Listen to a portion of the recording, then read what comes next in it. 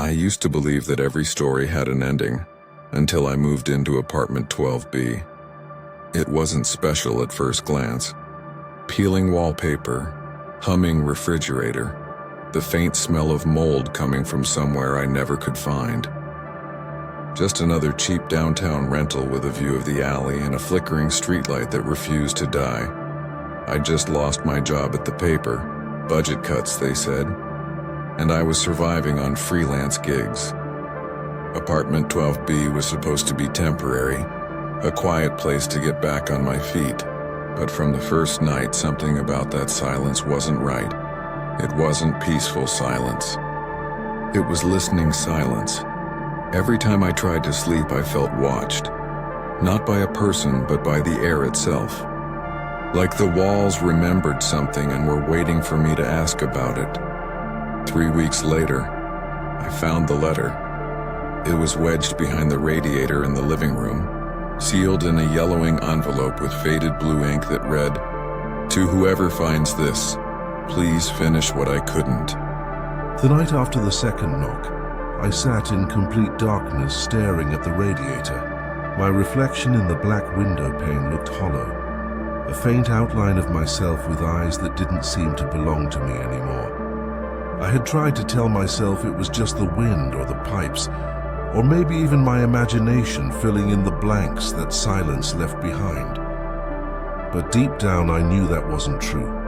The voice I'd heard, unsoft, almost apologetic, had come from the vent. I leaned closer, flashlight trembling in my hand.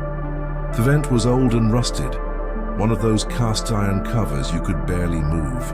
I unscrewed it slowly, every turn echoing through the quiet like a scream in a cathedral. Inside was nothing but dust, cobwebs, and a photograph. It was black and white, faded, showing a young woman sitting by the same window I now looked out from every day. Her expression was impossible to read. Neither smile nor sadness, just that strange, resigned stillness you see in old portraits. On the back of the photo, written in the same uneven handwriting as the letter, were the words, "Don't let her be forgotten." I felt a chill run down my spine. Who was she? And why did I feel like I'd seen that face before? I searched through city archives online, digging into public records for my building. A rabbit hole of scanned documents and missing details. That's when I found it. A police report from 1996. Subject: unexplained disappearance. Resident of apartment 12B. Name: Clara Morin. She was 26. Last seen leaving her job at the post office 2 blocks away. Never came home. Case unsolved. That was the name the letter never mentioned. But I felt it the moment I read it, like her absence had been haunting the air this whole time, pressing against the walls, waiting for someone to say her name again. That night I couldn't sleep. I left the light on, sitting on the couch with the photograph in one hand and the first letter in the other. At some point I must have dozed off, because I woke to the faint sound of paper fluttering. The letters, both of them, were lying in the middle of the floor, and beneath them, words were scratched into the wood. "She's still here." My throat went dry. The scratches looked fresh, as if carved within the hour. I stared at the floor until sunrise, too afraid to blink. By morning I made up my mind I'd talk to Mrs. Cantor again. Maybe she knew more than she let on. When I knocked on her door, it took her a while to answer. She looked smaller than before, like the night had taken something from her too. "Mrs. Cantor," I said quietly, "what happened in my apartment?" Her eyes widened, then softened. "You found her, didn't you?" she whispered. "Clara!" I didn't answer. I didn't need to. She motioned me inside. Her apartment was filled with old photographs and porcelain angels. The TV was on mute, showing a church service. "She used to come by sometimes," she said slowly, "before she disappeared. Sweet girl, always brought me muffins." But she was troubled. Said she heard whispers in the vents, voices that weren't hers. My skin prickled. She said the apartment listens. It wants to be remembered. I wanted to ask more, but before I could, Mrs. Cantor's eyes drifted to something behind me, to my reflection in the hallway mirror. Her hand trembled. "Don't move," she said. I turned anyway. There was nothing there. When I looked back, she was already closing the door. "Go home," she muttered, "and don't listen when it calls you." That night I unplugged everything, the fridge, the clock, even my phone charger. I wanted silence, but not the kind that listens back. I sat at my desk, reading the letters again when I heard it. A single sharp click from the radiator, then another. Then a whisper that sounded exactly like my own voice saying, "She's not gone. You just haven't looked deep enough." The flashlight beam shook in my hand as I aimed it toward the radiator. The metal cover had shifted just slightly, like something inside was breathing. I reached out, touched it, and it burned my skin. The next morning I packed my bag. I couldn't stay. I'd already arranged to move out, but something inside me refused to leave without understanding. It wasn't just fear anymore, it was guilt. I couldn't shake the feeling that Clara hadn't vanished. She'd been waiting for someone to listen. So I stayed one more night. Around 3 a.m. the radiator hissed again. The air in the room grew colder, thicker. My breath came out in pale fog. And then a faint knock from beneath the floorboards. 2 knocks. Then silence. Then a woman's voice, whispering so close it felt like it came from inside my head. Finish what I couldn't. I tore the floor open.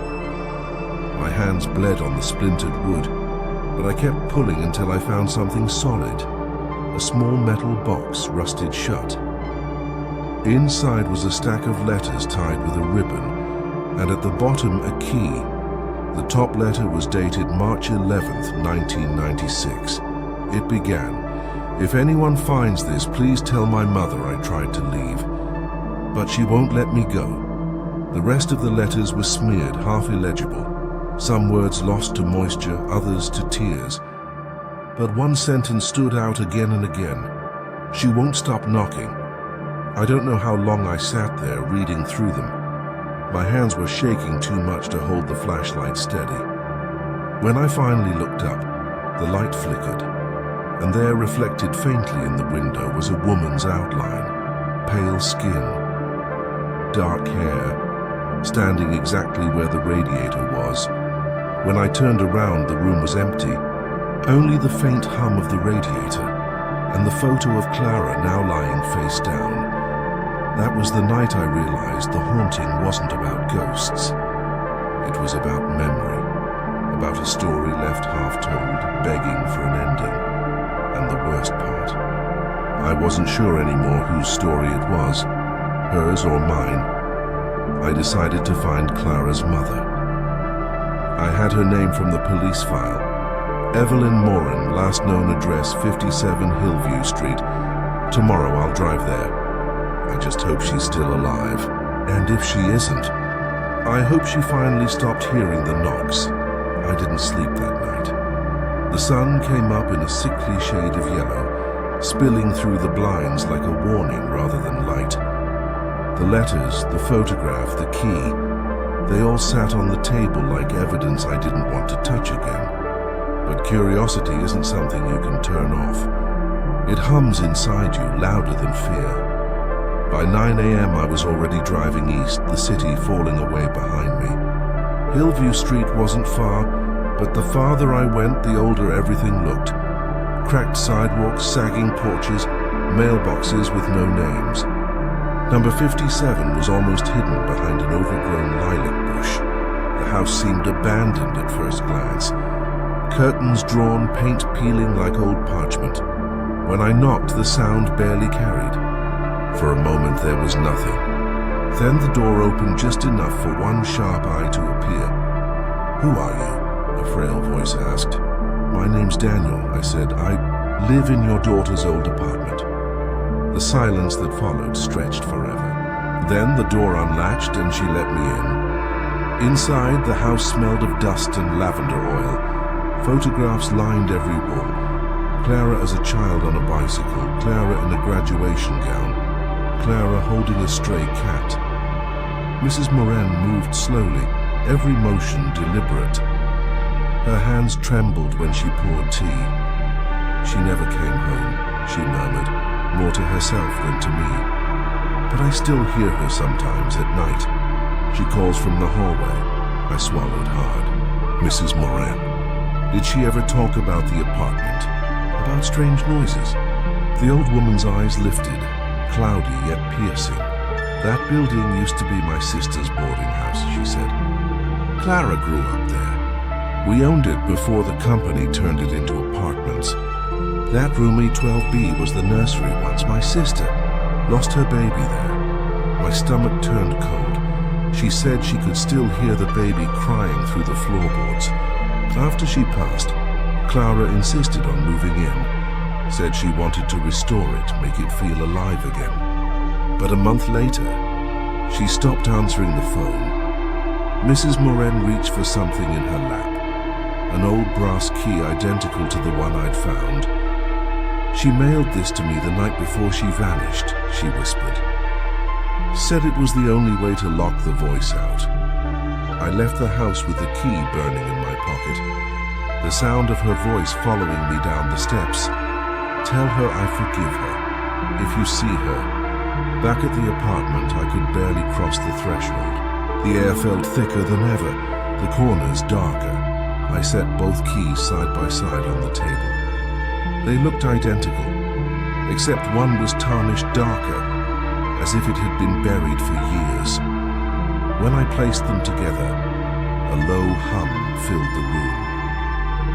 The radiator shuddered once, twice, and then a panel in the wall cracked open with a sigh of dust. Inside was a small wooden door, no bigger than a crawl space. The whisper returned, softer this time, almost pleading. Please finish it. Crouching down, I pushed the door open. A narrow tunnel stretched beneath the apartment, lined with old wallpaper and faded paint. It smelled of damp wood and iron. My flashlight flickered as I crawled through. The tunnel ended in a hidden chamber, maybe part of the original foundation. There, beneath the single dangling bulb, stood an old rocking chair, and in it, the same photograph of Clara I'd found before, only this time the frame was shattered. On the wall above it, carved into the plaster, were 4 words. She never stopped knocking. I don't remember leaving the tunnel. One moment I was staring at those words. The next I was back in the apartment, the keys gone. The radiator was silent. Too silent. When dawn came, I found a final letter slipped under the door. No envelope, just a folded page that read, "Thank you for listening. The room can rest now." I stood there a long time, not sure whether to feel relief or grief. Then I noticed the floorboards near the radiator. The cracks had sealed themselves. The air felt lighter, and for the first time since I'd moved in, the silence finally sounded like peace. I moved out a week later. The landlord never asked why. Sometimes I pass the building on my way to work, and every window looks empty, except one. The light in 12B flickers once, like a pulse, before fading again. Maybe Clara finally left. Maybe she's still there, keeping watch. All I know is this: some stories aren't meant to be solved. They just need someone to hear them, and I did.